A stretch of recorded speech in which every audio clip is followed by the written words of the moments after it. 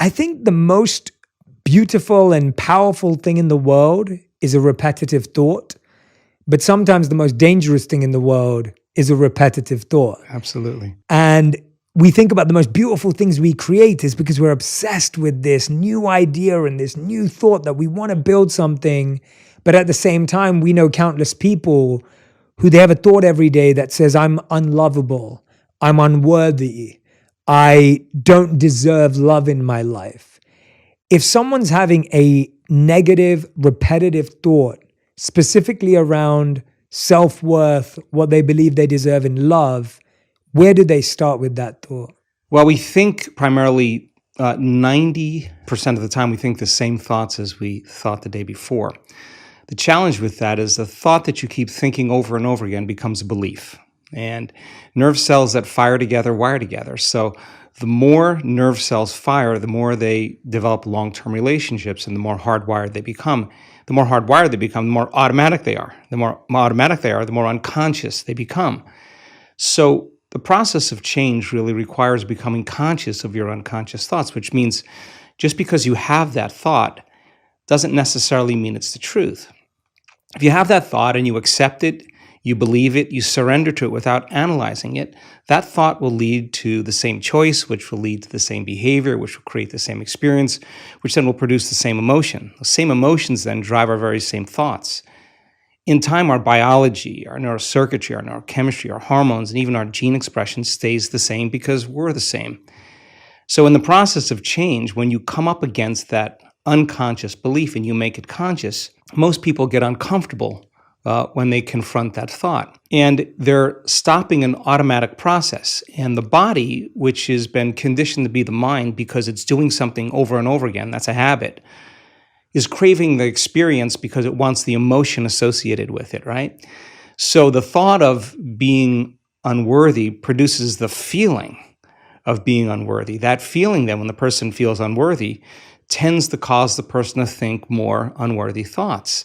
It only takes a thought and a feeling, an image of yourself and an emotion, a stimulus and response, and you can condition the body to memorize that behavior and that emotional state better than the conscious mind. So the moment we inhibit that thought or the moment we become conscious of it and we no longer accept it, there's a biological craving that takes place in the body because the body has been conditioned to be the mind. So the body starts influencing the mind to think more corresponding thoughts equal to that feeling. So here comes the assault. Now, you're not only unworthy, you're everything else that goes along with that feeling. And this is where people have to make up their mind if they truly want to change. Because if you decide to confront that thought and make a different choice, get ready because you're going to feel uncomfortable. It's going to feel unfamiliar. And there's going to be some uncertainty because you're stepping out of familiar territory. You're stepping out of the known and you're stepping into the unknown. Now, this is really when you leave the bleachers and you get on the playing field because the brain immediately looks around in its environment to see if anything's changing because you're changing, and you see that nothing in your world is changing because you actually haven't fully changed yet. So the moment we look for evidence in our life and we don't see it, sooner or later, most people accept that thought, which leads to the same choice, which creates the same behavior, which creates the same experience, that produces the same feeling. Then they say, oh, this feels right to me. No, that feels familiar because you've just returned back to the known self. I think that when people truly want to make up their mind to change and they become so conscious of those unconscious thoughts, they would never go unconscious to them again. That's the moment the body is being reconditioned to a new mind. If you inhibit that choice, that leads to that habit or that behavior. A habit is when you've done something so many times, the body knows how to do it better than the brain. Now you're stopping the body from being on its automation, on autopilot. And if the body's craving the feeling of unworthiness and you're stopping the body from feeling that way, and you're aware in your life how you speak, you're aware in your life how you're feeling, and you're checking in, you're saying, do I really want to feel this way? This is that river of change where you're going from the old self to the new self. So it makes sense then. If those principles in biology work in that way, they could actually work in our favor. So if you said, okay, I'm going to sit down for a few minutes. I'm going to become so conscious of my unconscious self, my unconscious personality, that victory today would not be going unconscious to those thoughts, behaviors, and emotions. Okay, let me get so familiar with them that I don't go unconscious. Okay, I got that down. Now, what thoughts do I want to fire and wire in my brain? And if a belief is a thought that you keep thinking over and over again, with intention and with attention, you'll switch on that prefrontal cortex and assign meaning to the act and start installing new circuits in your brain. If you keep doing it over and over again, it becomes more hardwired, it becomes more automatic, and now you're installing a new belief that you are worthy of love, you are worthy of abundance, you are worthy to heal, whatever that is. That's the thought you do want to believe in. And when it matters the most is when it's the hardest. Because if you don't have the circuitry in place, you'll default back to the old programs, right? So then, if you said, how am I going to be in my Zoom calls today? How am I going to be in traffic today? How am I going to be with my ex, my coworkers? And you started thinking about and rehearsing how you were going to act in certain situations. The brain actually doesn't know the difference between the real-life experience and what you're imagining. The research on mental rehearsal shows that the brain will look like in time that it's already had the experience and it's vacant of the experience. Now, keep firing and wiring those circuits and you're going to begin to behave that way. So now you're installing circuitry now to use in your life to get your behaviors to match your intentions. If you said, how would it feel to feel worthy of love? How would it feel to be grateful for life? How would it feel to be worthy of abundance? And you said, I'm going to teach my body emotionally what this feels like before the manifestation of the event. You're not waiting for your life to change to feel worthy. You're actually changing your life by becoming worthy. You're generating abundance. You're generating love. You're creating an elevated emotion. Now, our data is so compelling because when you truly begin to elevate your emotional state and you could really lock in, to those elevated emotions, your body is so objective that it actually believes that it's living in a whole new environment before the environment changes. In other words, the body's believing it's in that new future. And if the environment signals the gene, and it does, and the end product of an experience in the environment is an emotion, you're actually signaling genes ahead of the environment, and your body will begin to become conditioned to a new mind. Now think about this. If you did that every day, the word meditation literally means become familiar with. You become familiar with your old self, you become familiar with your new self, and you say, I'm not getting up until I feel this feeling. And then you'd say, I want to be able to bring this feeling up whenever I want. I'm going to keep remembering this feeling over and over again. It only takes a thought and a feeling, an image of the future and emotion, a stimulus and response, that you can condition your body to believe it's living in a whole new life. And when you feel the emotions of your future, something amazing happens. You're no longer in lack or separation, so you're no longer looking for the event to take away that feeling of lack or separation. Your body's actually believing it's in the event. And so then you're not looking for it. You feel like it's already happened. Get ready, because that's when your life begins to change. And so we've discovered that if you're actually practicing this and you immersed yourself in that experience fully for 7 days, the amount of metabolic and biological changes that will take place in your body will be so significant that your body will actually believe it's living in that future. And yet, most of the people that come to our workshops are literally in a ballroom. There's nothing really exciting happening in the environment, but their body's believing they're living in a whole new life.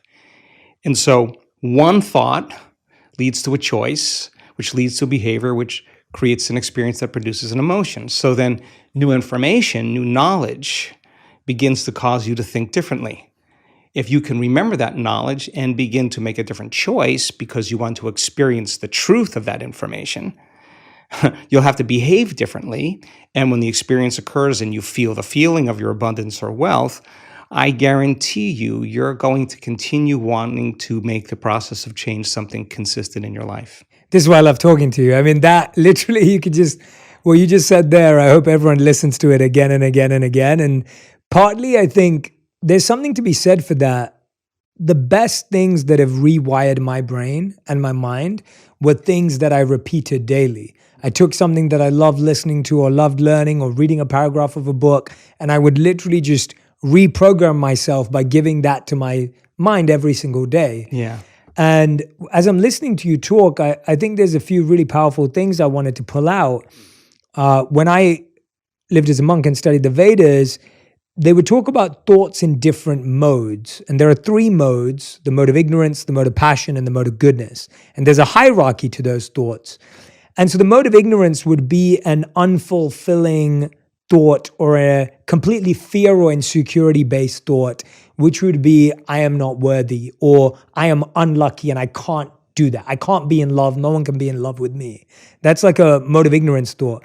A mode of passion thought would be, I can be in love with anyone I want and I can find anything. And it's almost like you're lying to yourself and you haven't really applied what you're saying, and it's just this big, bold statement, but it doesn't quite sit and resonate. And the mode of goodness thought is, I can take steps daily to create love in my life right now. And you start to see how people would often look at what we're saying and they think, oh, it's just positive thinking. It isn't. It's not just a false statement. What you're saying is 2 words you used, intention and attention. You're actually being conscious about where that intention and the attention is being placed. You're intending that if I do something every day and I place my attention on X, Y, Z, then I can create this new reality for myself. Whenever I have a tough conversation coming up, a tough meeting, something difficult, I'll rehearse it in my head. And you're so right that you can prepare for the future. Even when I do skydiving or if I'm sitting in a cold plunge, I'm preparing my mind before I even do it. There's no point of just jumping in and diving in. I think what's really interesting is that partly a lot of the anxiety and stress we feel is because we kind of hope that we'll never feel anxiety and stress again. So there's a sense of like, okay, I can get to a place where I never experience anxiety. I almost think that sets us up to be more hurt by the anxiety and inevitable uncertainty we'll feel. I would love to hear your thoughts. Gosh, I would love to respond to this. I got 3 thoughts going on at the same time. Do it. So to fulfill the first part of that question, it's an experiment, right? It's an experiment. Life is an experiment. So if your personality creates your personal reality, and your personality is made up of how you think, how you act, and how you feel, if you keep thinking the same way, you keep acting the same way, you keep feeling the same way, your life is going to stay the same because you're the same. So the experiment is, okay, let me begin to think differently. So I got to remind myself how I do want to think, and I have to remind myself of how I no longer want to think, so I don't default and go unconscious. Let me remind myself how I'm going to behave so that I could actually get my behaviors to match my intentions. And let me remind myself of how I'm going to feel. If I'm able to succeed in that day, then there should be some change in my life. It's the experiment. And if it doesn't change, that doesn't mean the law doesn't work for you. It's just you're not that good yet. You just got to keep practicing, right? So the act of disconnecting from your life long enough to remind yourself of who you do want to be and who you no longer want to be, that experiment then is the experiment called life. Now, it's not that you react. The question is, how long are you going to react? That's the real question. Because, I react all the time.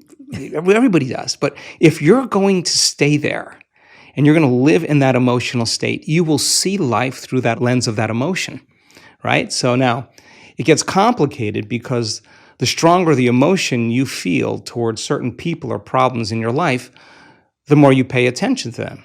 And where you place your attention is where you place your energy. So from a purely biological as well as quantum state, we could say then you're using that person or that circumstance to reaffirm your dependence on feeling that emotion. So you have to hate your enemy.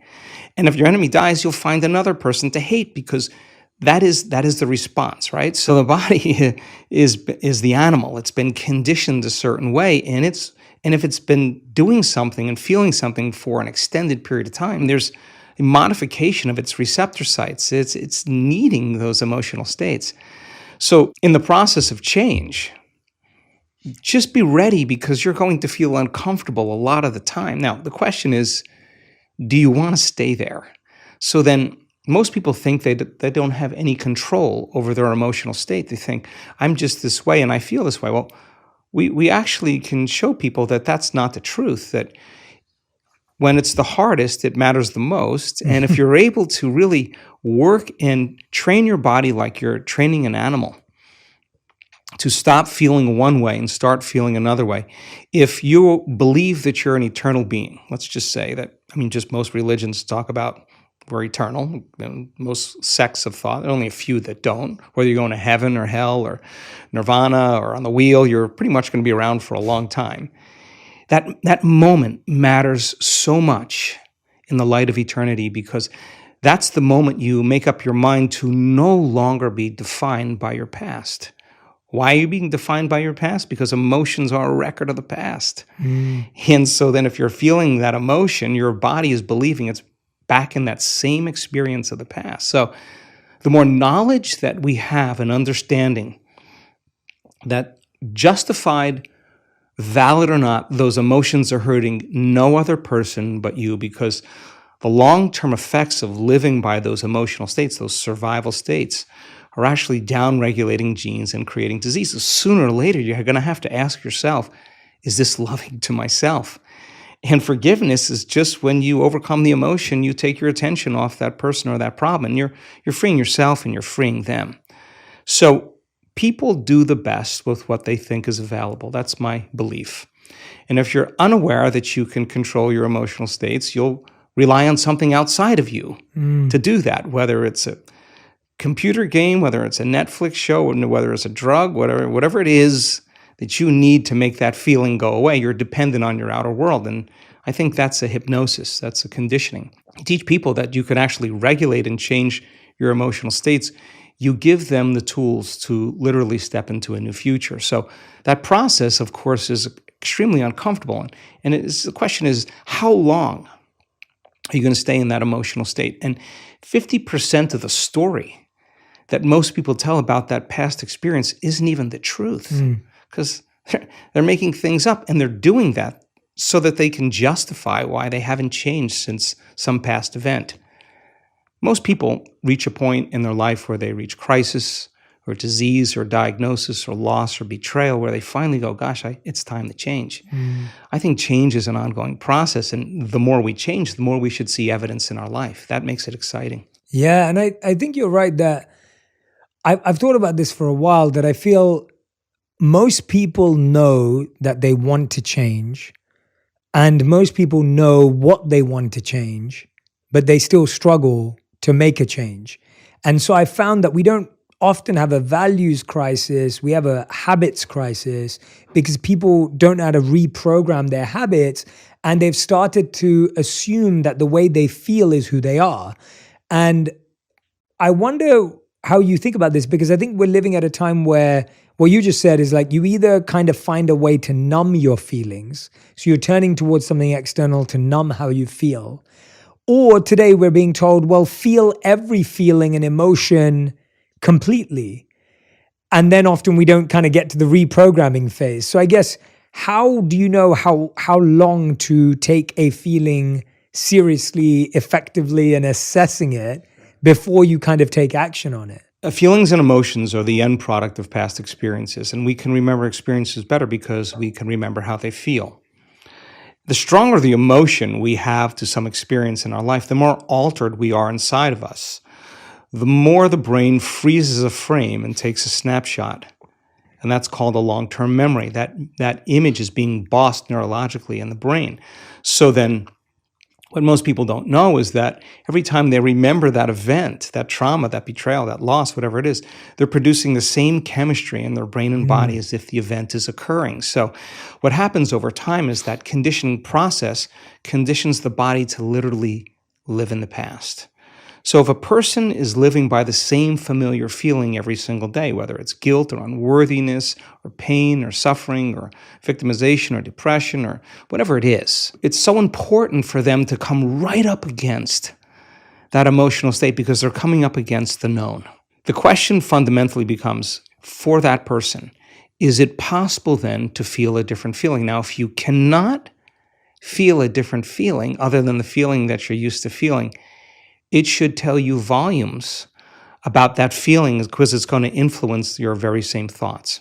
So the research that we've done over and over again is that the only way you're actually going to reprogram your brain to work in your favor is you got to learn how to regulate your brainwaves. And you know this, of course.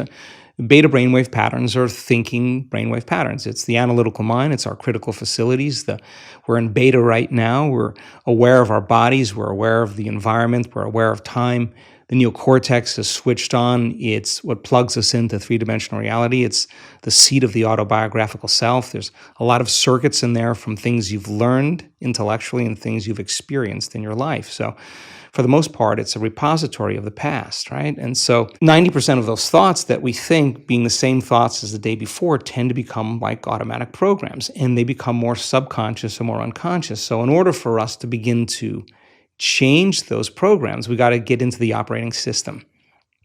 And the only way we do that is we got to slow our brainwaves down in that thinking neocortex. The challenge for most people is they have so many demands in their life. They have so many emotional responses to circumstances in their life that they're living in a state of stress and living in a state of survival. In a state of stress and survival, you don't close your eyes. You got to keep your eye on the ball. You got to keep your attention on the outer environment. So their brains tend to work in a higher brainwave pattern, a mid-range or high-level beta brainwave pattern. And that's like driving your sports car in first gear. It's a lot of energy for the brain. So learning how to regulate and slow your brainwaves down is something that we've been very, very interested in. When you teach people how to do that, it could become a skill. Mm-hmm.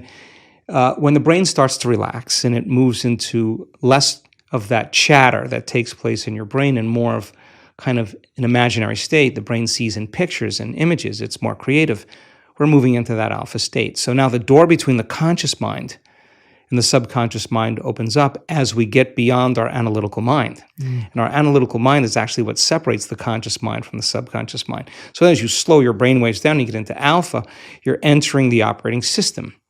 And that's where you can rewrite a new program. That's where you can rehearse a new script. That's where you can begin to plan your behaviors in an intentional way. If you can't change your brainwaves, then it's like your computer running amok with all of those programs and you yelling at it, telling it to stop. You're not in the operating system.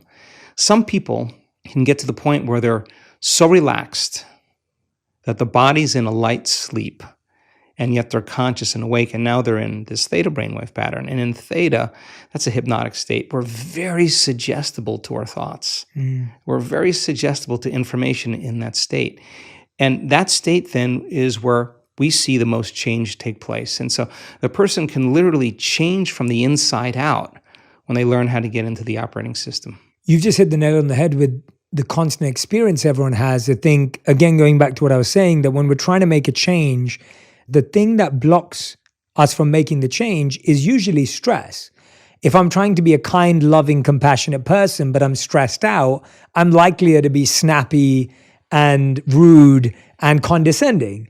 If I'm trying to be healthier in my diet, but I'm stressed out or burnt out, I'm going to reach for the sugary food or the carbs and the fat. Like, that doesn't come from anything else but stress. To take away the feeling. Take away the feeling, right? Yeah. So let's get real clear, because I think it's important for people to understand when we're talking about stress and we're talking about living in survival. It's so important to name those emotions, because anger and frustration and control and hatred and envy and jealousy and insecurity and unworthiness and guilt and shame and suffering and depression, those are all derived. Those are emotions that are derived from the hormones of stress. And psychology calls those normal states of consciousness. Those are altered states of consciousness. Because in stress, the physiology is that we're knocked out of homeostasis. We're knocked out of balance because we're perceiving some threat, some danger, some emergency.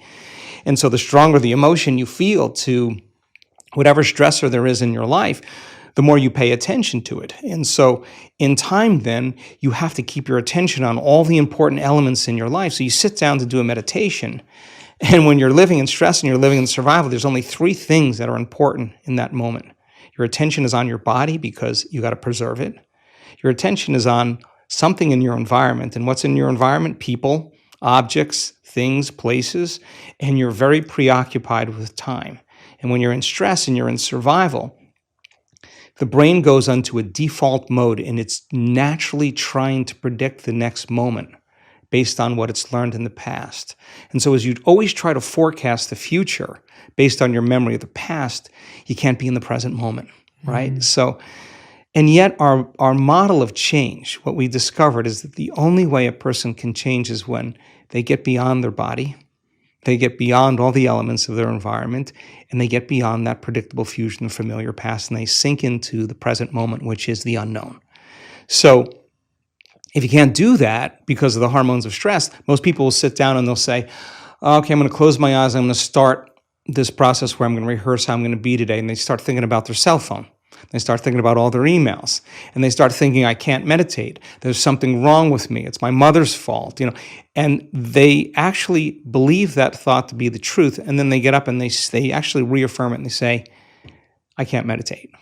Now, I can tell you that if you are willing to see that thought as just a thought in your brain and you're curious what's on the other side of that thought, yeah, you're going to feel uncomfortable.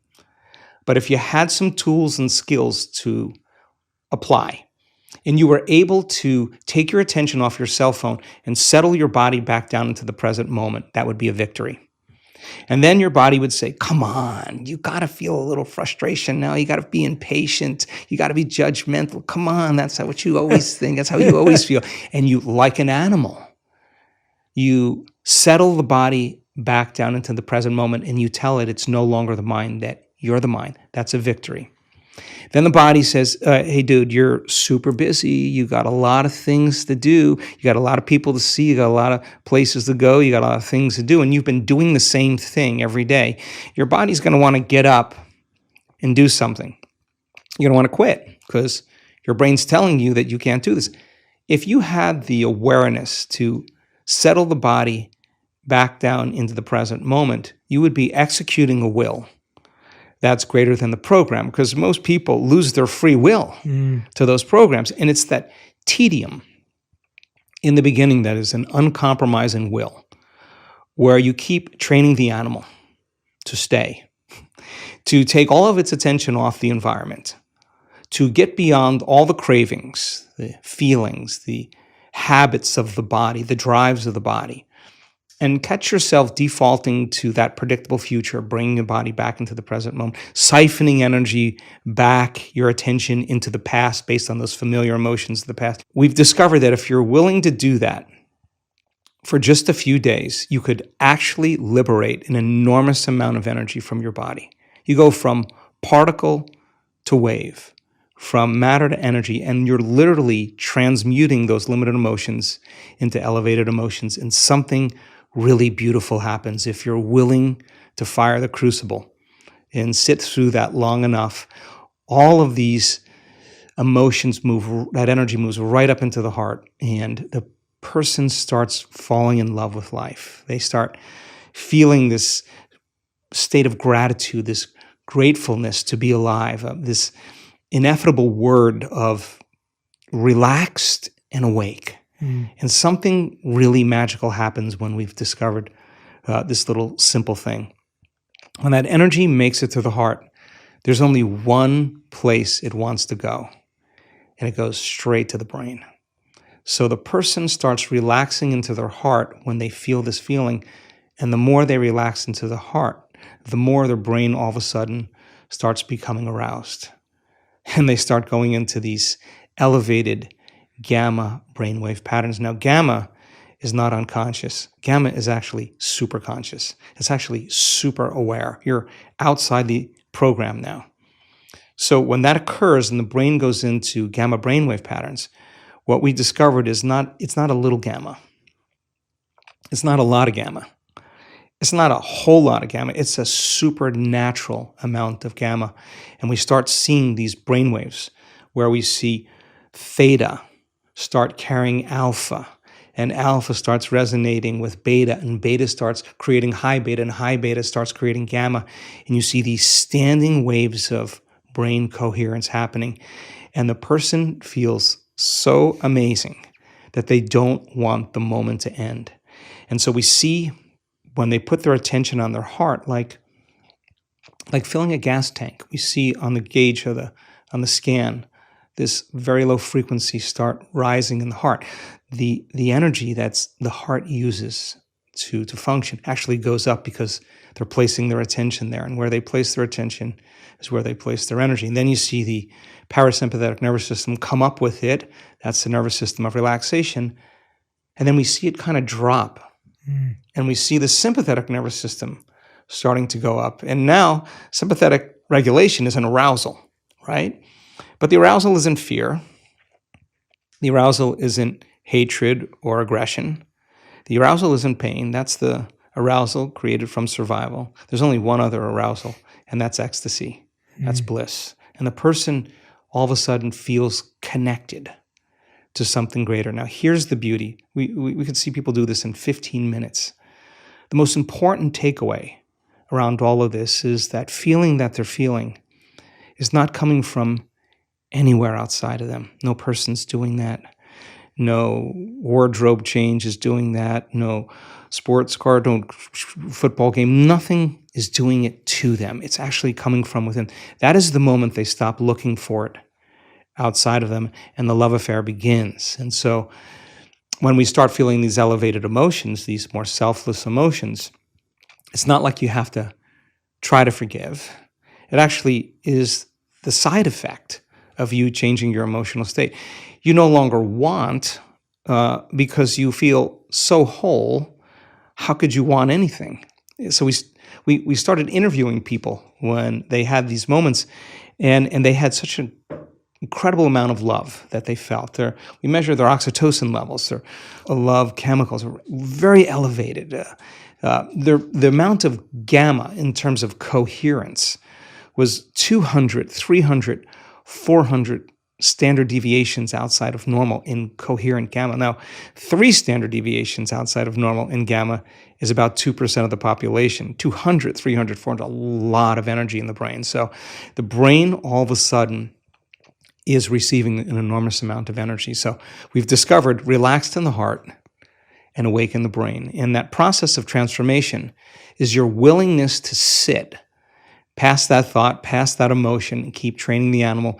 And sooner or later, you can recondition it to a new mind. And the system for this new mind and this journey that you're talking about is meditation. Like, this is coming through a meditative practice. Is that similar to the breathwork meditation practice that you just did research on, or is that totally separate? Wow. Okay. Yeah. Yes. So our week-long events are a full immersion experience. We've done the largest studies on meditation that have ever been done, just because we have a community of 1,800 people that come to an event that are going to be getting up at the same time, doing the same thing, pretty much making the same food choices, in pretty much a big laboratory, right?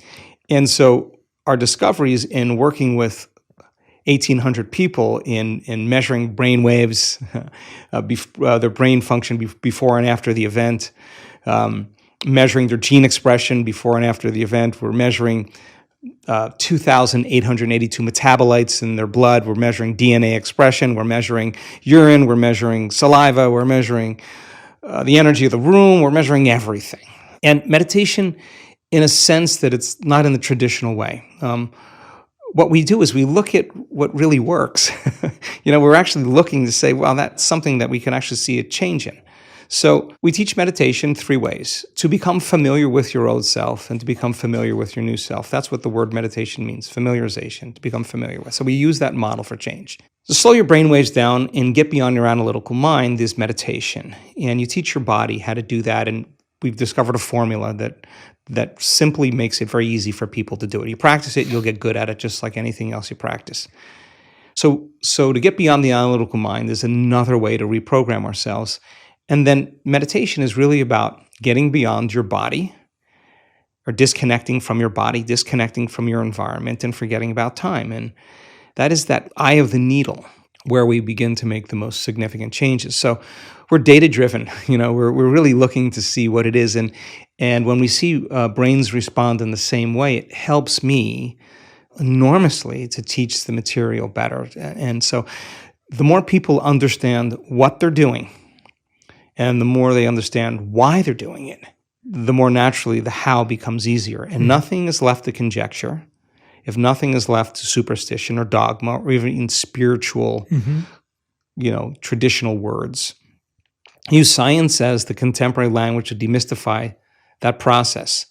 And you give people numerous times to overcome themselves and numerous times to connect. Sooner or later, you'll start watching transformation right before your eyes. And so one of the cool things that we've discovered is that we have so much compelling data to suggest that you're greater than you think, more powerful than you know, more unlimited than you could ever dream. We have compelling data to suggest that your nervous system is the greatest pharmacist in the world, that it makes drugs that work better than any drug in a drugstore. A drug study is about 18 to 25% cause and effect, causality. Our data is between 75 and 85% cause and effect. This is a person creating their own pharmacy of anti-inflammatories, their own pharmacy of anti-carcinogenic chemicals, their own pharmacy of pain relievers. We're seeing this over and over again. So we have this incredible data that says that this is no longer pseudoscience. This is really science. The side effect of a person's transformation has changed my belief in what's possible. I have seen people stand on the stage with stage 4 cancers that were in every single organ in their body that metastasized, and they have no sign of cancer in their body. And we have data that suggests that you put the blood of an advanced meditator and a uterine cancer cell, a pancreatic cancer cell, 70% of the mitochondrial function in the cancer cell is diminished. And the mitochondria is the energy packets of the cell. It's taking energy out of the cancer cell. It works perfect with what we're seeing with the testimonials that people are telling around the world. We've seen blind people see, we've seen deaf people hear, we've seen people with spinal cord injuries walk again, we've seen ALS change, we've seen all kinds of unbelievable health conditions changed by a person simply changing the way they think, the way they act, and the way they feel. How long have you seen certain things last? Like, how much does the practice have to continue daily to sustain impact? Because I feel that, this isn't, as you know, isn't a one-off thing, and that isn't what you're encouraging. Like, this is the experience of when someone's coming to a retreat or an event, they're having this incredible experience, but then do you measure how people continue to practice? Yeah, it's important. Yeah, it's super important for us. And of course, we have mounds of data, but let's see if I can say this as clear as I possibly can. When a person has that arousal, where they're feeling that elevated emotion, and their eyes are closed, they're in a room with 1,800 people. There's music playing in the background. They're not eating, they're not smelling, they're not tasting, they're not moving about and feeling. On some level, they're having an inner experience, right? And the body is so objective that it's literally believing it's living in a new environment. And so that elevated emotion somehow tends to drag the body right out of the past into the present moment. So many people with everything from eczema to muscular dystrophy, when they have those events, there's a biological change that takes place in their body where they feel completely differently. Now, some people heal all the way. Some people are out of their wheelchair and they're walking again, but they're limping. And that doesn't mean it's over. It just means they made contact or they hit gold. And so there's varying degrees that we see. We've seen people for 7 years work on a terminal health condition. It took them 7 years to heal that health condition. Some people it takes 2 years, 3 years. Some people they do it in 3 months.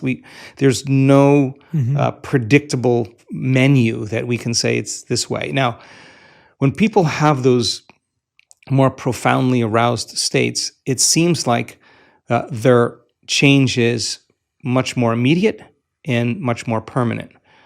But for the most part, we see people's response pretty dramatic. Now, it's also important to say that we have seen people heal from terminal cancers, stop feeling those elevated emotions and return to responding to the circumstances and conditions in their life and return back to the same personality.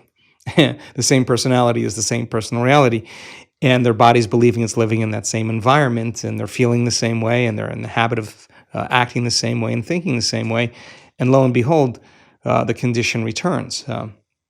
We've seen people heal themselves of Parkinson's disease more than once, have one response to some very serious event in their life that produced a very strong emotion, and in 1 hour, their condition returned because they literally went back to their old self. And we've seen that person turn around and reverse the condition again. Again, people do the best with what they think is available. The person standing on the stage, we've had numerous physicians and researchers stand on the stage, they're the 4-minute mile.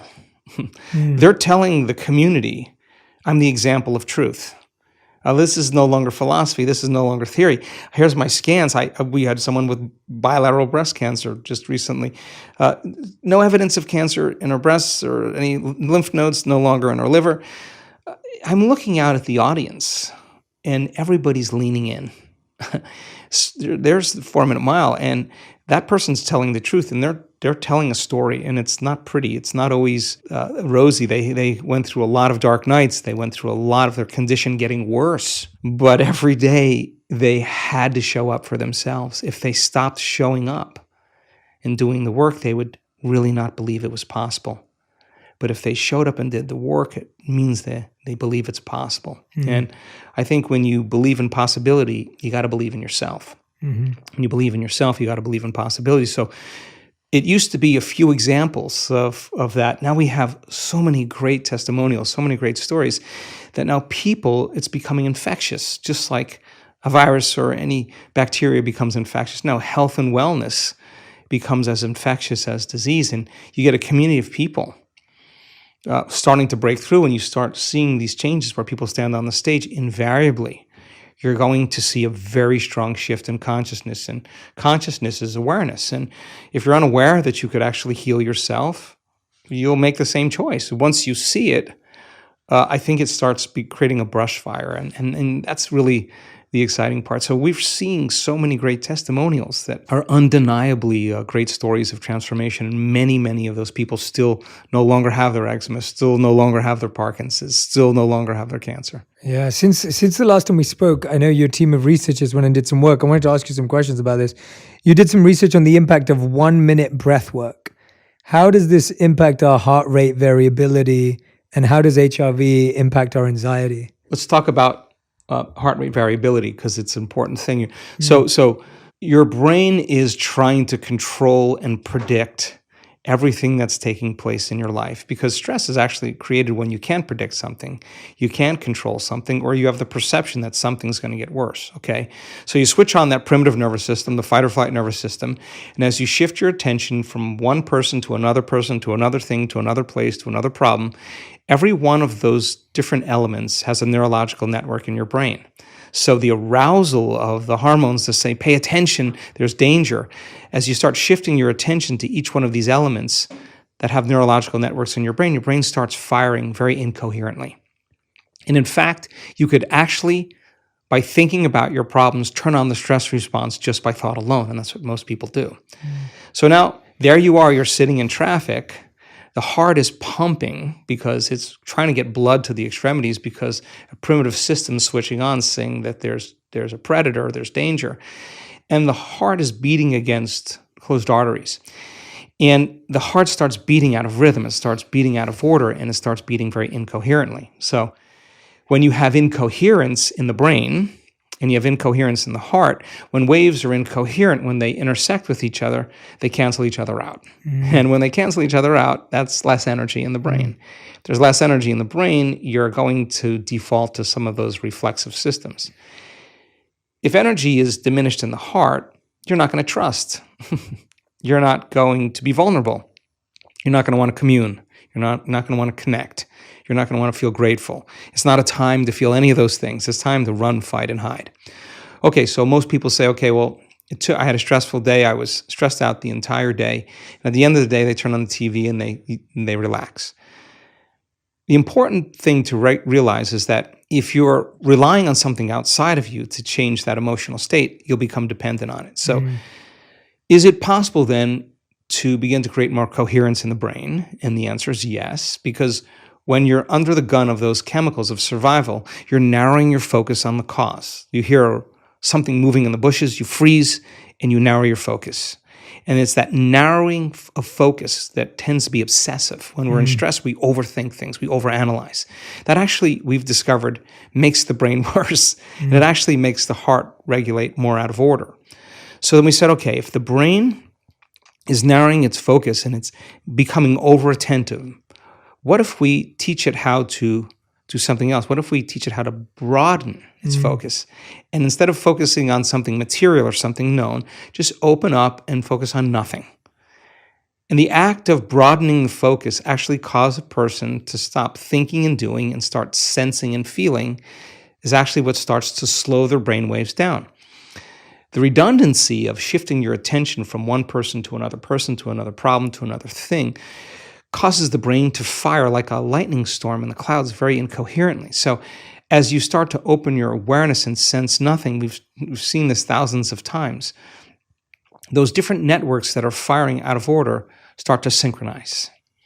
And what syncs in the brain links in the brain, and the brain becomes more orderly. It starts to become more coherent. If you could learn how to rest your attention in your heart, and where you place your attention is where you place your energy, regulate your breath, start slowing your breathing down, even if you did it for 1 minute, you could actually begin to change your brain waves, and you could actually cause your heart to start functioning more regulation and more order. If you said, okay, I'm going to work with my body, and I'm going to start breathing, and I'm going to start feeling emotions that I do want to feel. Yes, it may take you a few minutes to get there, but if you keep practicing it over and over again, the heart starts producing a very profound signal. It starts to produce an external magnetic field. It's measurable. So now you have a coherent brain, which means you can get very intentional. And you have a coherent heart, which means you can feel the emotions of your future before it happens. Somehow you have this broadcasting of this Wi-Fi signal. And the brain tends to be electrical in nature, so it sends out an electrical charge into the field. The heart is the magnetic charge. It's what draws things to us.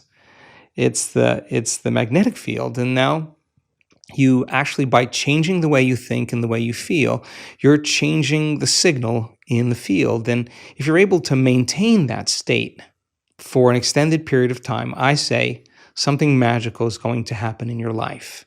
Something unusual, some unknown experience is going to occur. If you keep thinking the same way and feeling the same way, your life should stay the same. So we do 1-minute practices, we do 5-minute practices, we do 30-minute practices. We want to get so good at doing it with our eyes closed that we can do it with our eyes open. Yeah, no, when I hear that, like I've had personal, genuine experience of that, where I've done that when I'm having a moment where I'm feeling anxious or I'm feeling stressed or, something unpredictable has happened and I feel that change in my heart rate. And I notice my breathing change. I notice it become more shallow. I notice it become more random. I know that when I'm practicing breath work, I'm able to come back to stillness. I'm able to come back to that sense of balance. And then I'm able to actually approach the issue at hand with more clarity, with more connectedness and a feeling of confidence. But when someone else who may not have had that experience yet or may not be trained in that, they're just thinking, well, how do I solve the problem, right? Like they're listening to me and you going, well, but I can't because I need to solve this problem. Like you're saying, like, oh, I'm going to be 30 minutes late for a job interview, or I just had an argument with my partner this morning and I've got a big presentation this morning as well at work. Now I'm stressed about it because I'm thinking about that. Or my kid just I had to rush him to hospital and now I'm late. Like, I guess when you're looking at it from a very human point of view, it's really hard to understand the value in this. What do you say to anyone who's thinking and feeling that way? No, I think it's a reasonable conversation. Yeah. I mean, sometimes we have to be super aroused Sometimes we really have to pay attention. And sometimes there are threats and dangers where that primitive nervous system actually works in our favor. And that's the emergency system. But you got to also realize that you only have a certain amount of energy. And if you're living in emergency mode for an extended period of time, there's no energy for growth and repair. There's no energy for long-term building projects. And so when it's needed and you have to outrun the predator, you go. You don't sit and try to make friends with the predator. We're not that good. You run, right? Yeah. The problem is if you keep that alarm system switched on all the time, it gets very addictive. It's a great answer. Yeah. It gets very addictive, right? And so I've looked at people's brain scans and watched their brain get worse in the early days and tap them on the head and say, what were you doing in there? 100% of the time, they were analyzing the problems in their life within that disturbing emotion. And if an emotion is a record of the past and they can't think greater than how they feel, they're thinking in the past, there's no solution there.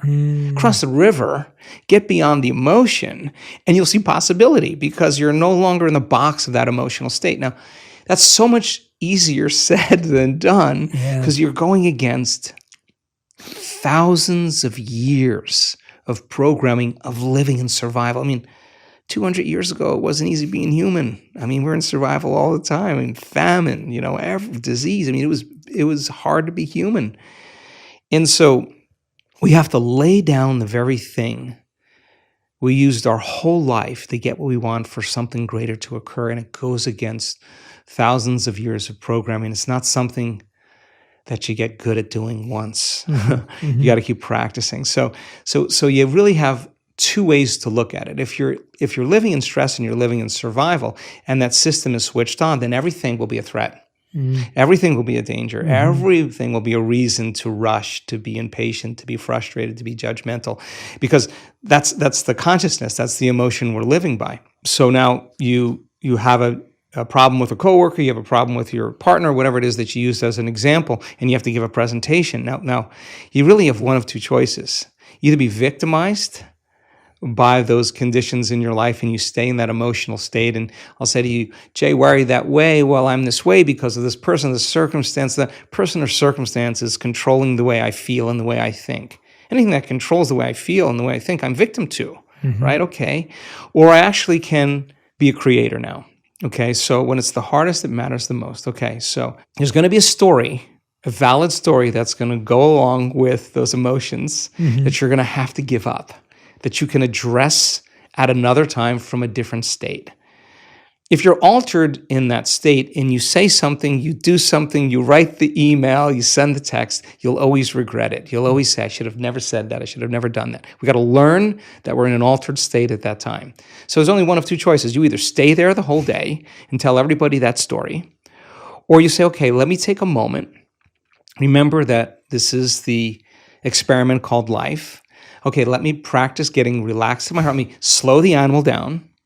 Let me practice that. Take a few minutes. Now, let me breathe. Let me get my state back. Let me change everything. Okay, let me remember who I am, who I want to be when I open my eyes, and let me practice that again. Now, even if you had to do that 10 times in one day, I would say it was a day worth living. I would say it was a day worth living. And when we do walking meditations, in our retreats, we're doing walking meditations so you can practice doing it with your eyes open. Like if you're going to be relaxed in your heart and awake in your brain, and you can do it with your eyes closed, okay, let's take it out for a test drive. Let me open my eyes.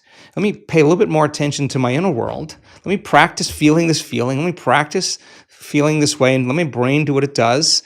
Let me let me change my physiology. Let me change my state.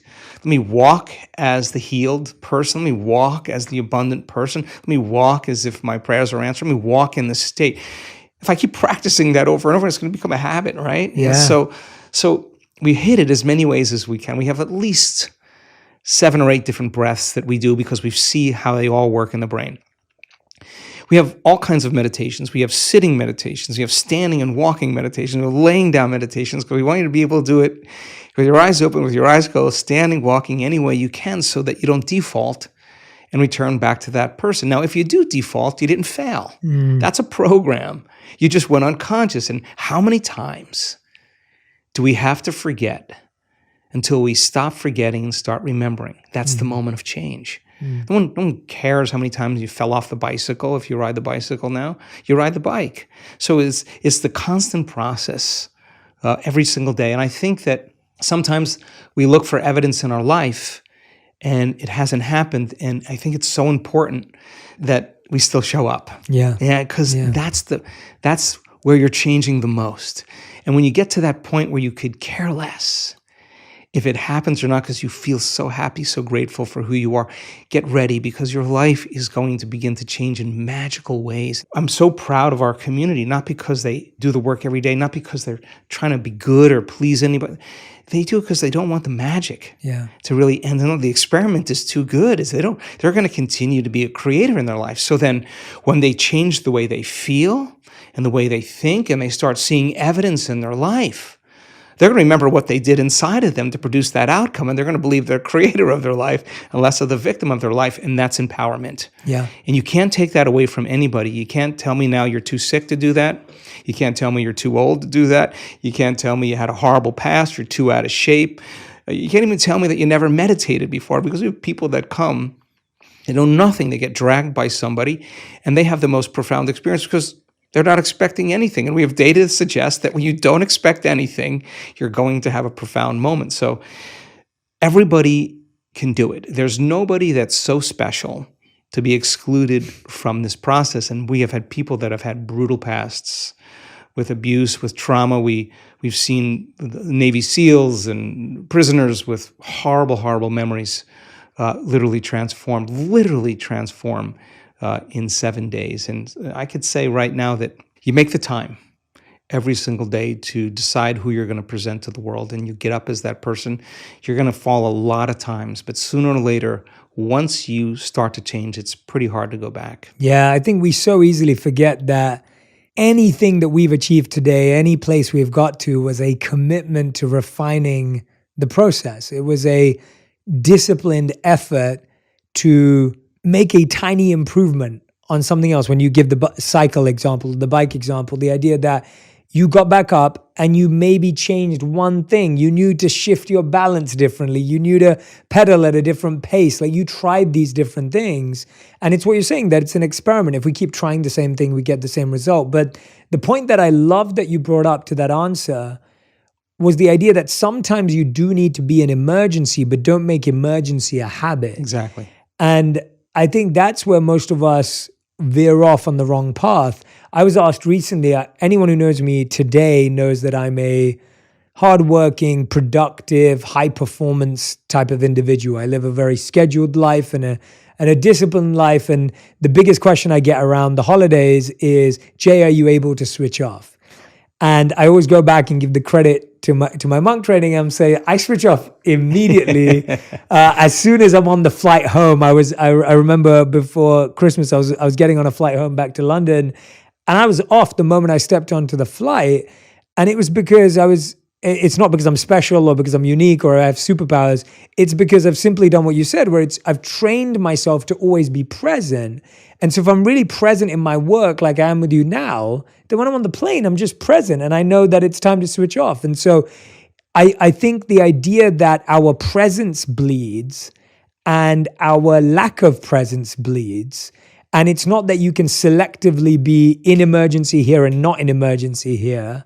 The state you're feeling is going to spread across your whole life. Like, I know a lot of people who are high performance, and I've had to be mindful of this as well. It's like they're high performance at work, but then they take that high performance and they give it to their family. And now their family is getting a high performance dad, and they don't want that. They just want their dad, or they want their mom. And so how do we develop that? I guess that's a highly trained ability, is what you're saying, is we get the ability then to say, okay, I know when to use this and when not to.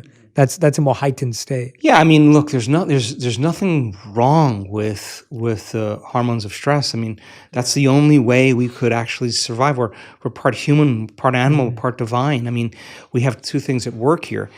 I think the biggest challenge for a lot of people, and 70% of the time, people are living in that state of survival, living in that state of stress. The more you understand what that actually does to you, the more you can make better choices on how long you actually do want to stay there. Here's an example. many people who are changing a health condition in our work, they start to do the work. They start noticing, I'm sleeping better. I have less pain. I got my appetite back. I feel like I have more energy. They start noticing these subtle subjective changes. They go to their doctor, and their scans still show that they have their health condition. So they're noticing a change, but they're not healed all the way. Now, they don't say it didn't work. They say, what is it about me that I still have to change in order to heal? What thought, what behavior, what emotion? So they're a work in progress, right?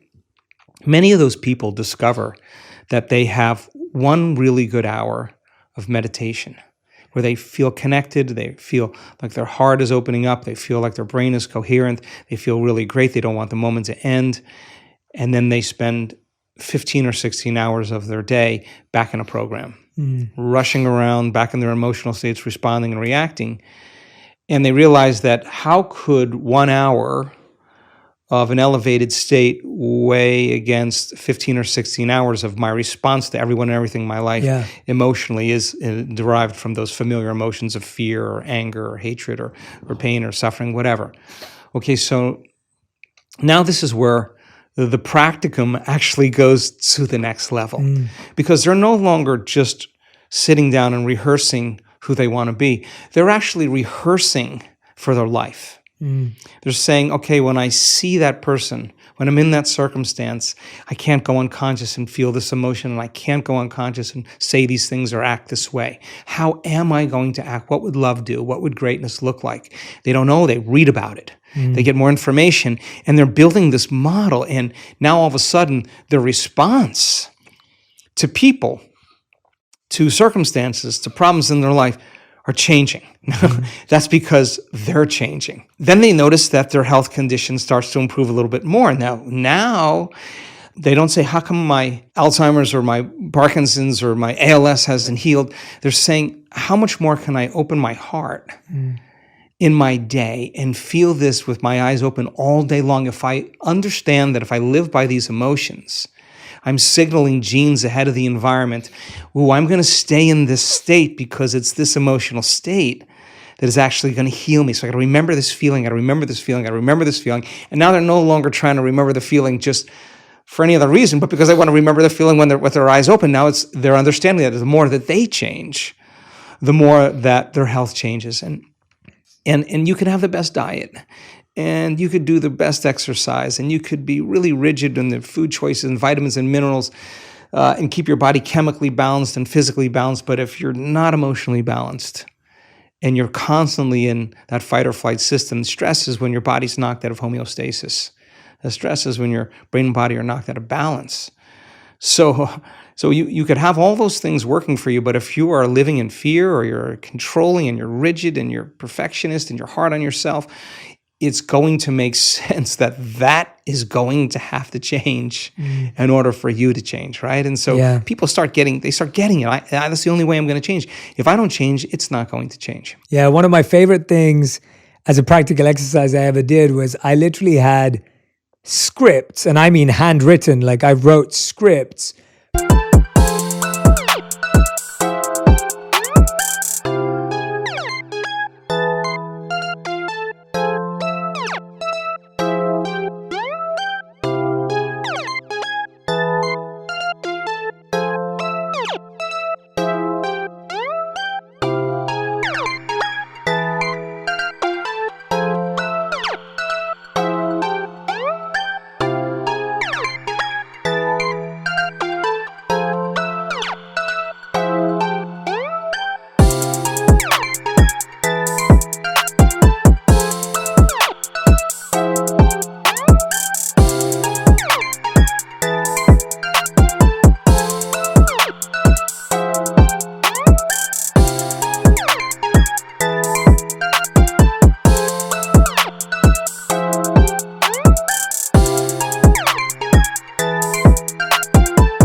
For how I wanted to feel when I experienced ego or envy. And so for every emotional challenge I had, something that I thought was an unhealthy thought, I literally had like pages and pages and pages of scripts that were built up from research, that were built up from spiritual literature, that were built up from science, whatever it may be, of what did I want to be able to say to myself when this thought or that thought came up. And it sounds so basic, but it really does rewire your thoughts when now all I can think of is that script. Sure. And I need to update that script regularly. Sure. That's a good point. Yeah.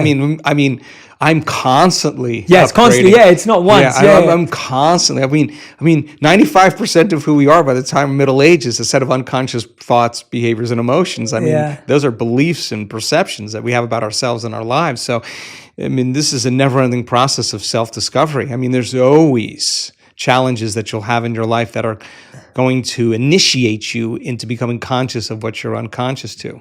Yeah. And you got to meet those challenges from a greater level of consciousness than the consciousness that's created. And you can't, if you don't, your response in the way you feel and the way you think being the same, and if you believe that how you think and how you feel creates your life, if you don't change the way you think and the way you feel, your life's going to stay the same because you're the same. I mean, that's the way it works. So fundamentally, it's so important for people to understand that it is actually possible to change. It really is possible. It is, yeah. I love that you keep repeating that because I think that's the hardest part where you've just, again, the broken record is I can't change, nothing will change.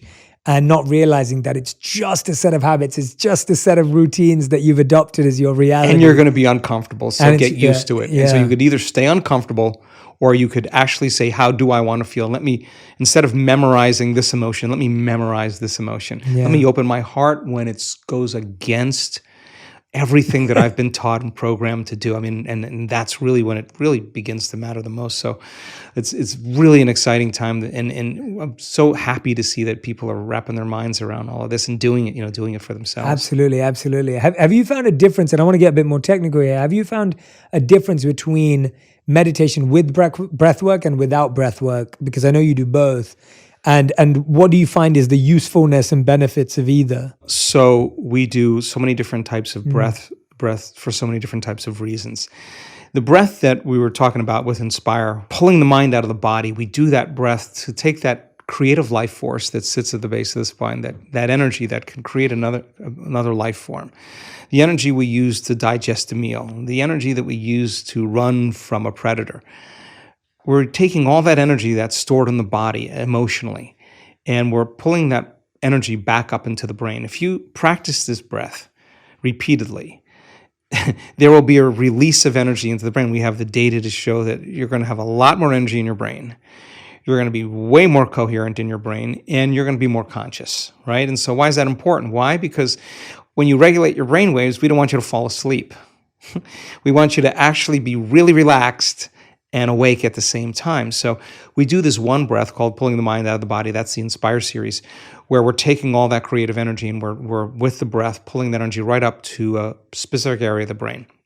When you do that properly, your brain will go into an altered state. That's the reason why we do it. Then we do all kinds of other breathing, like breathing to change the heart rhythm. Sometimes when we're doing a laying down breath, when we're practicing getting into that mystical state, just when the audience is just starting to move into a slower brainwave state, we'll do a very forced inhalation, exhalation, over and over again, like a hiker's breath, only so that the person feels euphoric. And so euphoric that they don't want to fall asleep. And they'll move into a slower brainwave pattern, and the door between the conscious mind and the subconscious mind opens. And many times there's a mystical experience waiting for that person that's transcendental. So we do all kinds of different breathing techniques because we have different intentions behind each one of them. If people want to dive into those, where should they go if they want to kind of grab some of those techniques or get access? Are they only at the events? There's an online course that we offer called the Progressive Workshop. Great. In the Progressive Workshop, we teach a few of those breaths. And if you come to a week-long event, you'll have an opportunity to do all of them. And we start at 6 a.m, we finish at, I don't know, Cancun, the last one we did, I think we finished at 8 or 8:30 every night. It was just a great group of people.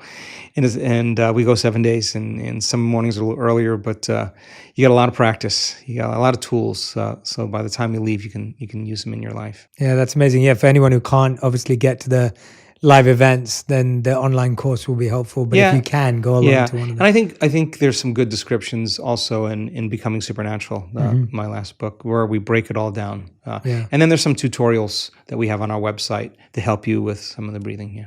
I love that. Joe, is there anything I haven't asked you about today, or anything that's on your mind and heart that you really want to share with everyone, or something you've been working on, or anything you feel compelled to share? Gosh, we covered a lot.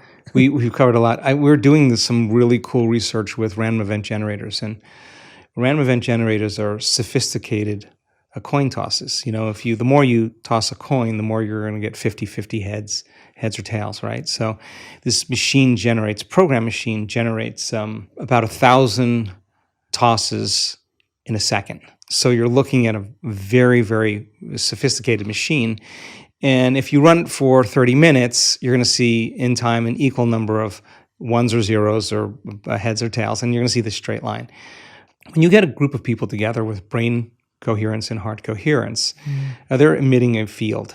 And when we do healings in our events, 100% of the time when we do those healings, those random event generators have dramatic skews to show that random events become less random and more intentional.